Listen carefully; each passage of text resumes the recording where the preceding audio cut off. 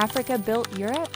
When people talk about European civilization, Africa is almost never mentioned. But here's the problem. Europe didn't rise alone. Some of its greatest intellectual, scientific, and cultural foundation were shaped by African civilization. Today, we explore the Moorish Africans who ruled parts of Europe for over 700 years and how their contributions were later minimized or erased. This is Aketch on Culture.History from the African perspective. A golden age of learning flourished in Moorish Spain.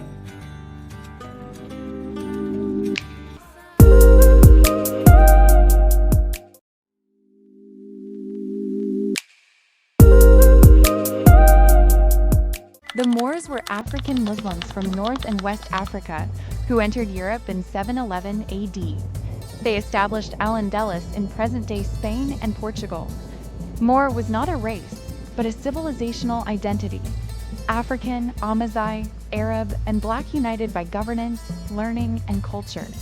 They did not just conquer land. They built one of the most advanced and civilized societies in medieval Europe. It certainly is. The weather is perfect. Europe wasn't teaching the Moors civilization. The Moors were teaching Europe how to organize one. Moorish cities were centers of learning. They built libraries, universities, and schools when much of Europe was largely illiterate and feudal. They preserved and expanded mathematics, astronomy, philosophy, and medicine. European scholars didn't rediscover this knowledge. They studied it in Moorish institutions. The European Renaissance didn't appear out of thin air. It passed through Africa. Observe how the celestial spheres align. Moorish Spain had paved streets, street lighting, running water, sewage systems, public baths. Meanwhile, many European cities were still dealing with mud roads and open waste.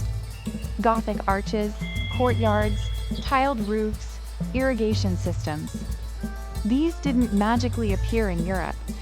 They came from African Islamic design. What Europe calls heritage architecture has African fingerprints all over it.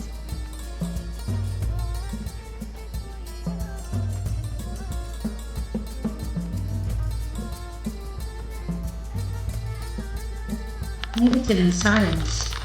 Moorish doctors performed surgeries Europeans hadn't even imagined yet. Surgical tools used today many are adaptations of Moorish designs. Medical textbooks written in Al-Andalus were used in European universities for hundreds of years. Hospitals as institutions organized towards patient care came through Islamic African models. The Moors transformed European agriculture.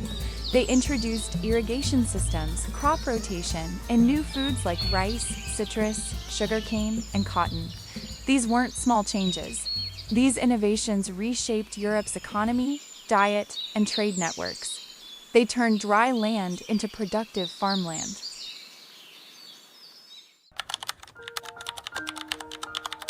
So why don't we hear about this? Because when Christian kingdoms reclaimed Spain, history was rewritten.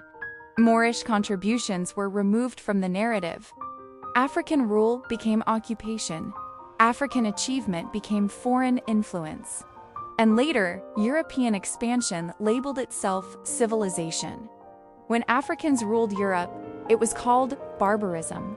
When Europeans ruled Africa, it was called progress. History was rewritten to exclude African agency while benefiting from its legacy. This isn't about saying Africa is better than Europe. It's about telling the full story. Africa was not waiting to be saved or civilized. Africa was teaching, building, governing, and advancing even in Europe. If Africans built complex societies over 1,000 years ago, then underdevelopment is not African nature. It's historical disruption. When we tell the full story, the myth of African inferiority collapses. This isn't rewriting history, it's restoring it.